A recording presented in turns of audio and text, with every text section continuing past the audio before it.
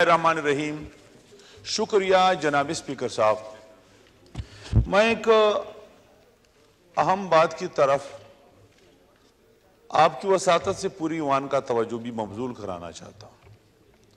मौजूदा हालात में जो कि मर्दमशुमारी के दिन है और दूसरी तरफ इलेक्शन की बातें भी हो रही है, खासकर मैं अपने कबाइल मजलूम कबाइल के हवाले से बात करता हूँ। हजरत इससे पहले जो मर्दमशुमारी हुई थी वो 2017 में थी।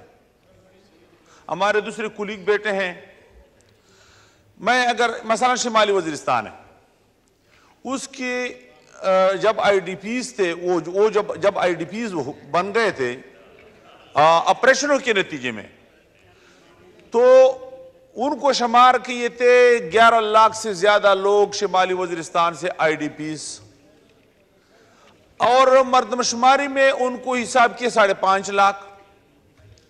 ये कोला तजाद है कि मर्दमशुमारी में लोग कम हो गए और जब आईडीपीज बने थे और उसको एनडीएमए वगैरह ने सबको शुमार किए थे, खानाशुमारी सब कुछ उन्होंने भी किया था।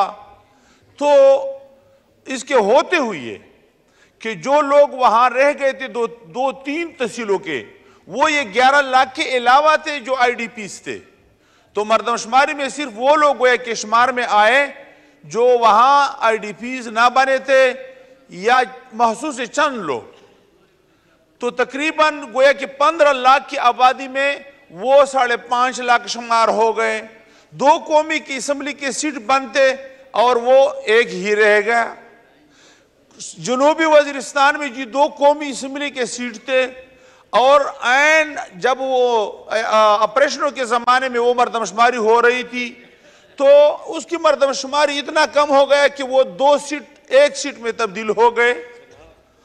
तबाही हो गई कबाइल की। इसी तरह खैबर एजेंसी के 2 कौमी असम्बली के सीट थे, 1 हो गया।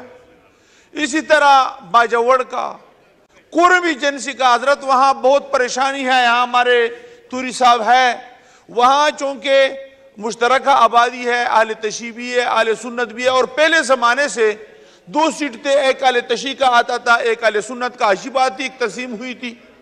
अब ये ऑपरेशनों के जमाने में जब उन्होंने मर्दमशुमारी की वो लोग कम थे वहां, तो इसके नतीजे में वो 1 सीट हो गया।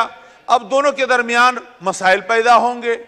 हमारा अपना हल्का है वो चला गया इसमें। तो इस हवाले से कबाइल पहले से ऑपरेशनों के जद में, दहशतगर्दी के जद में, बदहाली पहले से मुसल्लत है, कोई रोजगार वगैरह है नहीं, और मर्दमशुमारी के नतीजे में उनको इतने कम जाहिर किए कि लोग बढ़ते हैं, ज्यादा हो रहे हैं, कबाइल कम हो रहे हैं।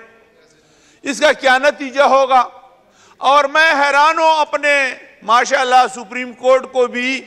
अब उसको सुप्रीम कोर्ट का नाम देना मेरे ख्याल में, मैं तो नहीं समझता हजरत कि इसके बाद उसको सुप्रीम कोर्ट कहा जाए या पीटीआई का दूसरा विंग कहा जाए। यह चीफ जस्टिस है या इमरान खान का कोई वाइस चेयरमैन है, हमें पता नहीं चलता। दूसरी बात यह कि हजरत इस पार्लियामेंट की क्या औकात है? मेरे ख्याल में ये पॉलिटिकल एक्ट या सियासी पार्टियां, इसकी क्या जरूरत है? जमहूरियत की क्या जरूरत है? न इस मुल्क में पार्टियों की जरूरत है, न सियासत की जरूरत है, न इस पार्लियामेंट की जरूरत है। यहां अगर आप करारदाद के राय से वो जूते के नूक पर रखकर फेंक देते हैं, यह आपकी हैसियत है, यह हमारी हैसियत है। तो हजरत इस मुल्क में जब इस अंदाज से एक इदारे की बजाय पार्टी बन जाती है, तो ऐसे हालात में हमारा क्या किरदार है यहां? तो हमें भी अपने आप का हवाले से सोचना है और अपने मुस्तकबिल के लिए सोच रहे हैं। तो इस हवाले से ना कबाइल में कम से कम हम इलेक्शन नहीं करा सकते, और अगर सुप्रीम कोर्ट खामखा कहते कि मैं इलेक्शन कमीशन भी हूं और उन्होंने जो फैसला किया, क्या इसके बाद इलेक्शन कमीशन जैसी इदारे की जरूरत है? जब वो तारीख खुद देते हैं, जब वो शेड्यूल खुद देते हैं, जब तक उनका किरदार वो खुद अदा करते हैं, मेरे ख्याल में सुप्रीम कोर्ट का ये एक शोबा या सेक्शन बनाया जाए, उसमें जम किया जाए इलेक्शन कमीशन की कोई जरूरत नहीं। और इसी तरह इस पार्लियामेंट का सरबराह सुप्रीम कोर्ट का चीफ जस्टिस बनाया जाए। हजरत आपकी हैसियत क्या है, हमारी हैसियत क्या है, वजीर आजम को भी चीफ जस्टिस बनाया जाए, चीफ जस्टिस को वजीर आजम बनाया जाए, चीफ जस्टिस को सदर भी बनाया जाए, चीफ जस्टिस को स्पीकर भी बनाया जाए, चेयरमैन साइलेंट भी बनाया जाए। मेरे ख्याल में इस मुल्क में दूसरे तमाम इदारों की कोई हैसियत नहीं है। मेरे ख्याल में उसको इस मुल्क का सब कुछ बनाया जाए, जो कुछ है वो यकीन जानिए हर चीज में। सुमोटो एक्शन, यार सुमोटो का तो इजाजत अगर दिया गया था, उनको क्या पता था कैसे लोग भी आएंगे कि इस मुल्क का किसी तरह तबाही करेंगे। तो ये सुमोटो एक्शन, इसके हवाले से कानून साजी हमारी, वो कहते हैं आप कानून साजी करेंगे, मैं उसको उड़ा दूंगा।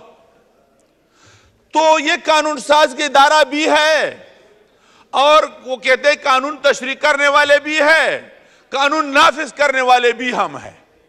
तो ये कानून नाफिज, मेरे ख्याल में सब कुछ वो खुद है, तो फिर मजीद इस इदारों की न जरूरत है। और अब मेरे ख्याल में ये सिक्योरिटी इदारों की इंचार्ज भी उनको बनाया जाए। इसके बाद जी आइन की पासदारी तो नहीं है, आइन कौन बनाएगा? आइन तो ये पार्लियामेंट बनाएगा। ये पार्लियामेंट उनके नजर में तो कोई हैसियत नहीं रखता। तो जब पार्लियामेंट की कोई औकात नहीं है तो आइन की क्या हैसियत है? आइन तो आपने बनाया है, आइन तो इसी इदारे ने बनाया है। जब ये इदारा उनकी नजरों में कुछ नहीं है तो आइन उनके नजरों में तो एक कागज का टुकड़ा है। तो आइन वो खुद बनाए, कानून वो खुद बनाए, और ये तमाम इदारे अपने अंदर वो जम करे और उस तरह वो हजम भी करे। तो मेरे ख्याल में उसका हाजमा बहुत मजबूत है और ये सब कुछ हजम भी कर सकते हैं।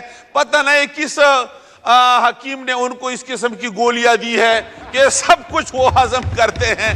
बहुत मजबूत हाजमा है हमारे इस जबरदस्त चीफ जस्टिस साहब का। मैं उनका कदर करता हूं, इज्जत करता हूं, लेकिन कम से कम उनको चाहिए कि दूसरे इदारों का कदर करे, इज्जत करे। Thank you. तो ये पार्लियामेंट है, पार्लियामान का एक इज्जत आप हम सबका जो है निगरान आप है इस पार्लियामेंट। शुक्रिया जनाब। तो इसी हवाले से मुफ्ती साहब थैंक यू, बहुत शुक्रिया। Leader of the opposition.